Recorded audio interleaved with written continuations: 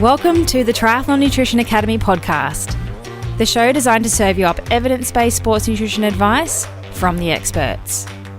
Hi, I'm your host Taryn, accredited practicing dietitian, advanced sports dietitian, and founder of Dietitian Approved. Listen as I break down the latest evidence to give you practical, easy to digest strategies to train hard, recover faster, and perform at your best. You have so much potential, and I want to help you unlock that with the power of nutrition. Let's get into it.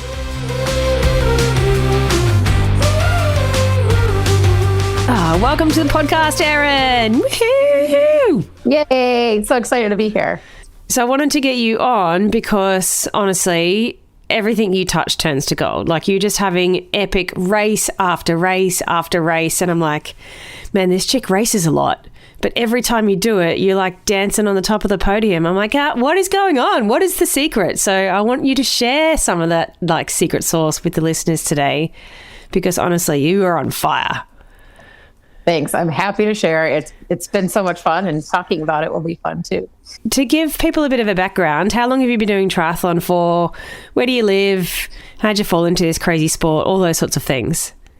All that good stuff. Yeah. So this is my 11th year of triathlon. I started back when my son was actually getting into running. So I always kind of like to bike and swim, nothing competitive.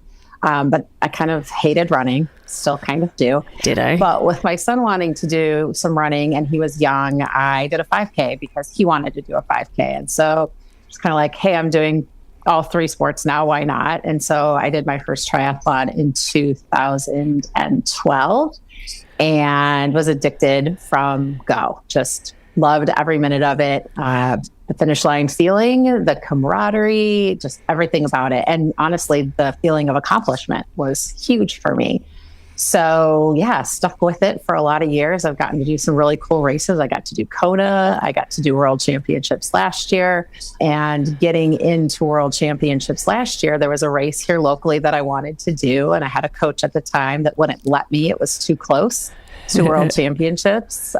So I did it as an aqua bike, my first ever aqua bike. As the girl who hates running, I never wanted to do an aqua bike because I didn't feel like you'd get that finish line feeling. Well, when you win, it's still fun. Totally. So that last year was actually my first year doing aqua bike. And so that's what you're seeing. All of these race after race wins are all on these aqua bikes. So that's why it's a little easier to do so many races. But honestly, I did this many races last year with running too. I just wasn't always on the top of the podium. Don't undersell yourself. You've still got to swim and bike. That's like my ultimate race format, swimming and cycling only and not having to run. So I feel like we get along for that reason too. Yeah, exactly. Well, and I did Eagleman 70.3 2 weeks ago, which Ironman doesn't have an aqua bike option. Of course, you can relay if you've got a runner, but they don't have that aqua bike option. So I did have to run at that race, and I've done a couple of other triathlons this year. So it hasn't been only aqua bike, but you didn't die. You didn't die running. And I didn't die, and I had an 11-minute PR. Yes. So yeah, it was a good day. So good. And so what are the sorts of things that you have been working on to be performing as well as you are at the moment? Yeah, I mean, honestly, like I said, I've been doing this for 11 years, but I'm still learning something every single year. And kind of the big learn this year has been my nutrition. And it's not like I was having like epic fails with nutrition in the past, but I definitely kind of segmented things a little bit, not treating my training and my everyday nutrition as kind of part of the big picture. And so being in the academy and learning that it does all kind of like all these puzzle pieces actually fit together. I've been able to train a lot stronger and sustain through race day, even when race day is every weekend and sometimes twice in a weekend. So yeah, it's really, this year, nutrition has been the biggest change. And what specifically do you think, well, can you pinpoint the things that you think are making you perform better and backing up faster? Yeah, I think that, you obviously know what you're doing when you teach us recovery first, because I have always kind of, I'm always trying to lose a pound or two, like most people, and always would not only not do recovery meals well, but also kind of not do recovery meals at all, because in my brain, I'm still burning calories from my workout. So I shouldn't put any calories in because that will burn some of the, the fat on my body. Yeah. So when I actually heard you on a podcast with TriDot talk about, like, if you're crashed in the afternoon after your long sessions, you're probably not doing something right. I was like, oh, wait, that's me. I'm the one that's dying after long sessions on the weekend. So I think, honestly, like I said, every piece of the puzzle has kind of fit in. But starting with recovery was the smartest, because I do think that was at least started that ball rolling in the right direction.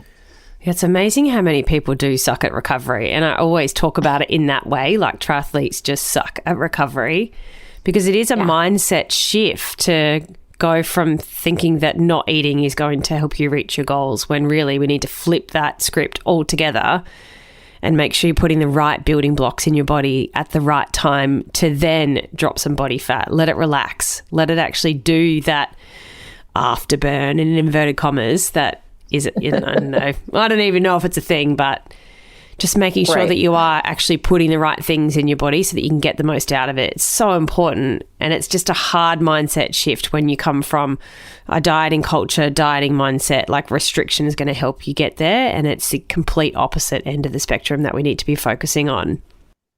Yeah. And I think that it didn't take too many good recovery meals for me to see a difference. So then, of course, that got me excited to learn the next thing and the next thing. And being able to put it all together at Eagleman a couple of weeks ago was, I still have one more phase. I can't even imagine how much better it's going to get. But like, I literally used every piece of the puzzle for this, of the first two phases for this race. And like I said, 11-minute PR, felt great the next day. It was awesome. Yeah. And running too. Woo! And I ran, exactly. I ran the whole time. I only walked the aid station. That is huge for me.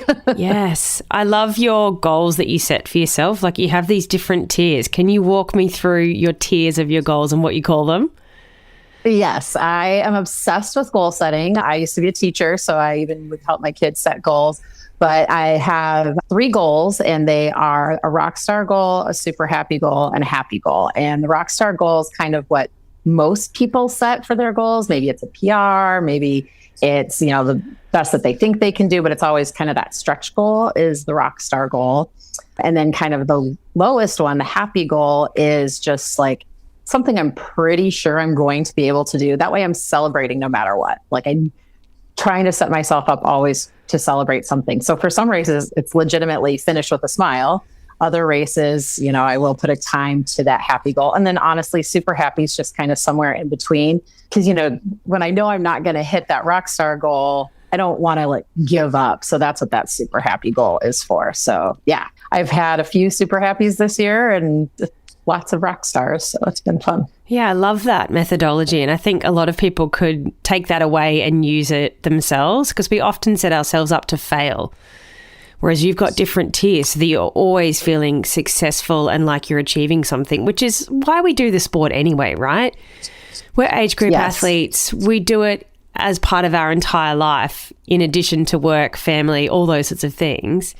And then we set ourselves out and set our sights on something that maybe somebody's talked us into, or we think we should be able to, but something happens on the day or whatever it is. And so you end up disappointed. And it's this big vicious circle.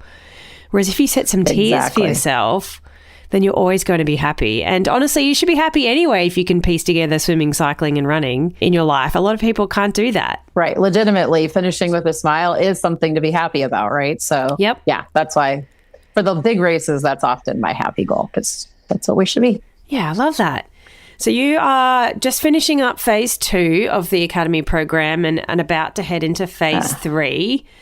So one of the things that I've loved to watch is your carb loading practice evolve over the last few months. And you've actually become like the go-to person in our community group for some ideas around that, because you share your plan in our community group and people are like, oh, that looks really easy and that looks really achievable. So I could do that too. And thanks, Erin, for your help.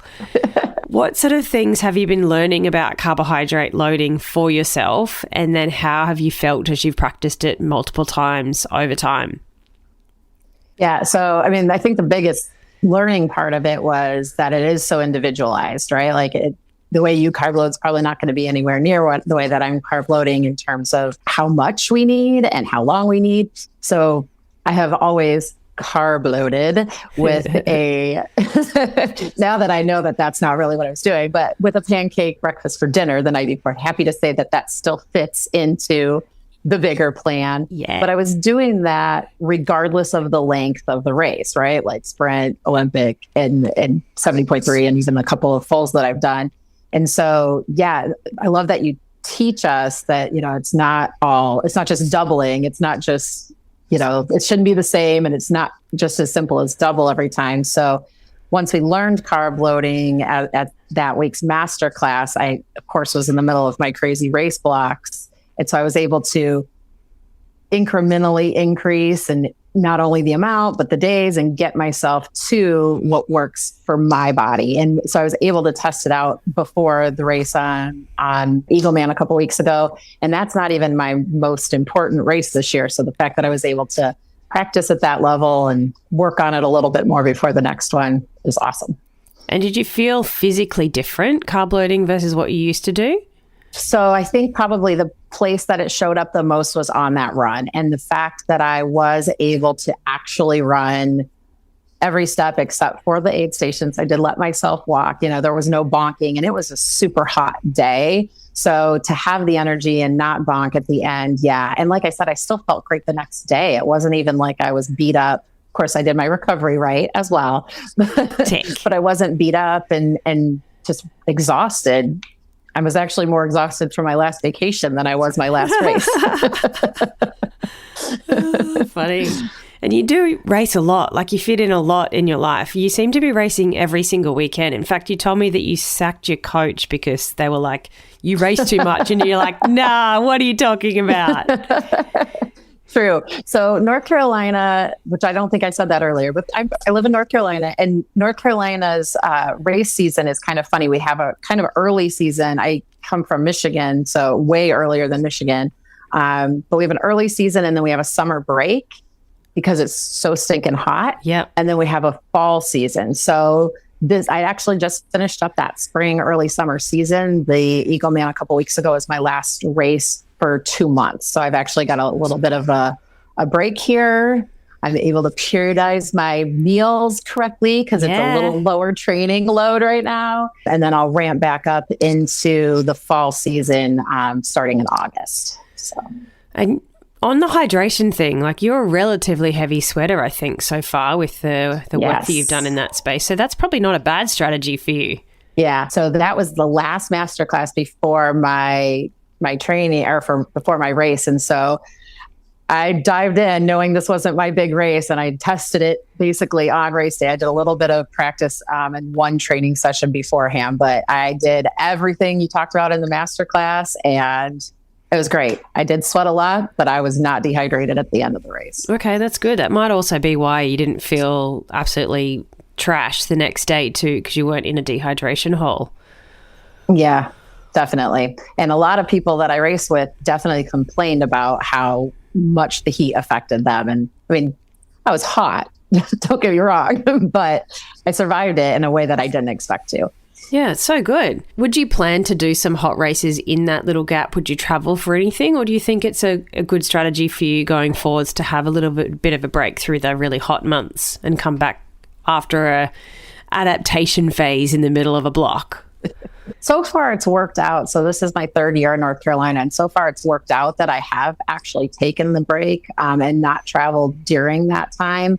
I actually wasn't originally planning on doing this August race, but I earned a spot at Nationals, so I'm going. So that was an add-on race, but it kind of depends. I try to do different 70.3s every year. So once I get to the point that the only ones left are during that middle hot phase, maybe I will, but it's kind of depends on when I do those races. Yeah, it's so cool. So for 2024, to think about what year we're in, I've heard some whispers that you're coming to Australia. What's on the cards for you in the next 12 to 24 months? So once I realized that aqua bike was something I'm pretty good at, I actually did a second race last year because here in the US, you only have to have 2 races to be ranked. And so I earned my spot onto Team USA for Worlds this September. So I'm going to Pontevedra, Spain this September. And then my plan for next year is to earn a spot at the long course Worlds in Townsville. So that's August 2024. And for the long course. Now, I should earn it by rankings anyway, but I won't know for sure. The race for it is December 3rd of this year. So I won't know until the very end of the year if I earned it that way. And if I don't earn it that way, then I won't know until February. But I'm fully planning on going. Okay, amazing. On the download, I know this is going on like a podcast. I'm going to try and organise a TNA day around the Sunny Coast 70.3, which is September. I don't know if the dates are released. So if you're going to come, you might need to like take a month off work and stay for a bit and maybe do Worlds and then do Sunny Coast 70.3. If it's the beginning of September, it wouldn't have to be too long because I think Worlds is the end. So maybe we'll be there for at least a week or two because I'm not flying all the way over there just for a race. No, and you want to come at least a week early, acclimatise, get over jet lag and all those sorts of things as well. Yeah. So what are you working on now? Like we've done a lot over 2 phases of the Academy program so far. Is there things that we've done that you want to kind of jump back into and dial in, or are you setting your sights further ahead to what we've got coming up in phase 3? So a little bit of both is the honest answer to that, because we don't actually do the 70.3 race nutrition until phase 3. So I'll be curious to see anything that's different than from what I did. But because I was in race phase pretty much all of phase 2 and a little bit of phase 1, I do want to go back and rewatch the periodization pieces because I've been eating mostly high plates and I need to remember what it's like to not be in race build phase for a minute. Are you going to take an off season? So after my race in December, to try to qualify for next year's Worlds, I will probably take the rest of that month off of running completely. I'll swim and bike because I love those things. And then maybe look at slowly building because we won't have races here until April. So that's kind of my off season. Okay, cool. December through April. Yeah. Not many triathletes have an off season, but it's something that is important to have that periodization with your training. So you have got some peaks and some troughs so that you can actually adapt. Yeah. Particularly for someone like you who just loves to race all the time. It is the best part. Come on. Yeah, that's right. I actually don't love racing. I'd much prefer the training. I don't know if that's weird, but I just love training with triathletes. Like we're crazy, like get a lot of work done in a short space of time. I love the training, but when it comes to racing, I don't love that as much as I love the training. It's weird. It's interesting. I do have one friend that I train with in swim that she's the same way. And she's like, I just don't know how you train or race so much. I'm like, I don't know how you never race. Like we just totally don't get each other. Yeah. So, yeah. Too much pressure for me. I think I need your like 3-tier goals to not set my expectations too high. Yeah, you should try that. And you should try an aqua bike. Oh, so they didn't exist when I was in my peak racing career. And I actually like petitioned for Triathlon Australia to put them on the calendar and they did. And then I had to retire. I think if I make a comeback, it'll be with aqua bikes for sure. Yeah, you can always come out of retirement. I came out of retirement for a race and hit the podium with no training. So I know I've got it in me, but this body's not designed to run at the moment. But I will come out of retirement one day. One day. Not anytime soon, but one day. Maybe when your littles aren't so little. Like, I'm very lucky my littles are taking care of themselves now. Yeah, they're big littles. Yeah, they're not so little. And so what's the grand plan for Erin? Like, what's the big goal for triathlon? Where do you see yourself in 5 years' time? I know that's a pretty, like, first date question, but... So earning a spot on Team USA and aqua bikes is really great and all. But when I first went to US Nationals in, 2015, I think was the first year, I thought this is something I want to earn someday, Team USA for triathlon. So I think that's still kind of the big goal. I mean, I get the kit with my name on it, which is really all I really wanted. But to earn it in triathlon, I think would be like the ultimate rock star goal for me. Okay. And Kona again or anything like that?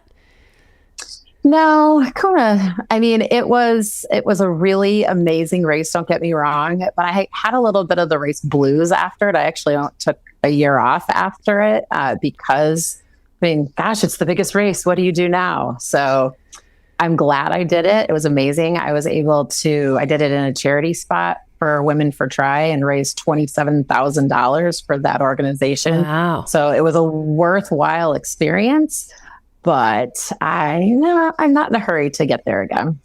Yeah, fair enough. And, maybe they'll put a different sort of event on the cards, or they'll do an aqua bike in Kona or something like that to, dangle the carrot a little bit more for you. There'll always be something for you. I'm definitely a carrot chaser. There's no doubt about that. Yeah. And so do you have any advice for the triathletes listening for how to be so awesome at triathlon and nutrition and all the things? How do you do it all? Right. I mean, honestly, just know, like I said, it's 11 years and I'm still learning something every year. So I guess being open to learning something new, whether you're brand new, obviously everything feels like you're drinking out of a fire hose.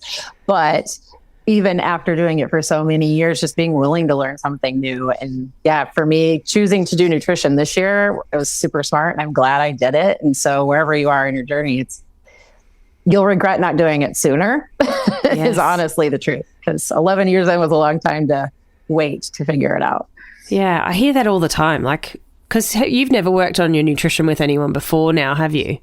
No. It's crazy because it's what I think would be like one of the first things. I know I'm very biased in that, but you swim, you bike, you run, and then you've got to figure out your nutrition. But it honestly, like Lee has done 20 Ironmans or something and she's never worked on her nutrition. But then there's always regret that people didn't do it earlier. Like, why did I not do this earlier? Like, it could have been so much better earlier.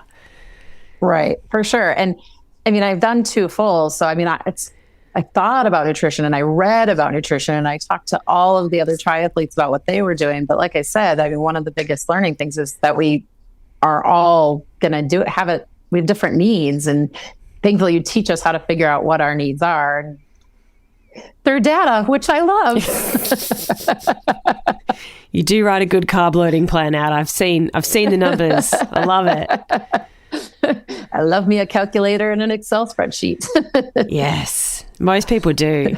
Particularly triathletes, like love the numbers, want to do everything exactly right, make sure you're doing things perfectly for you. But when you don't know what you're doing, then you're kind of just winging it the whole time. Right. Yeah. And when you race with a bunch of dudes, that's certainly not what's going to work best for us. Absolutely not. Well, thank you so much for joining me and sharing your story. Like, I just wanted to put you on a pedestal for a while because honestly, you are absolutely killing it. Every weekend, I'm like, oh my God, let's see how Erin's gone this weekend. Like, she's got all these photos hanging out on the podium. I think one race they didn't have a podium and you just made your own with humans, right? Yes, one of my team members, we were also sad there was no podium, so he got on his hands and knees and I stood on his back. And I'm a large human, so for me to stand on his back, he was willing, so he let me and I did. Yeah, you got to celebrate these things. Celebrate. Yeah, well, thank you so much for sharing your insights. And I love your 3-tier goals thing. I think everyone can walk away with just that from this episode. Set yourself some goals around what you want to achieve, but make them achievable and have a few different levels so that you don't set yourself up for failure. Set yourself up for success because then you'll just love the sport even more. Yeah. It's just another reason to be excited at the end of a race. Well, I look forward to seeing you in Australia in 2024. At the very least, I'm going to drive through Brisbane when I'm going from Townsville to Sydney. So we'll have to meet for coffee if nothing else. Definitely. I'm down for that. Thanks, Erin. Thank you. Thanks for joining me for this episode of the Triathlon Nutrition Academy podcast. I would love to hear from you. If you have any questions or want to share with me what you've learnt, email me at podcast@dietitianapproved.com. You could also spread the word by leaving me a review and taking a screenshot of you listening to the show. Don't forget to tag me on social media at dietitian.approved so I can give you a shout out too. If you want to learn more about what we do, head to dietitianapproved.com. And if you want to learn more about the Triathlon Nutrition Academy program, head to dietitianapproved.com/academy.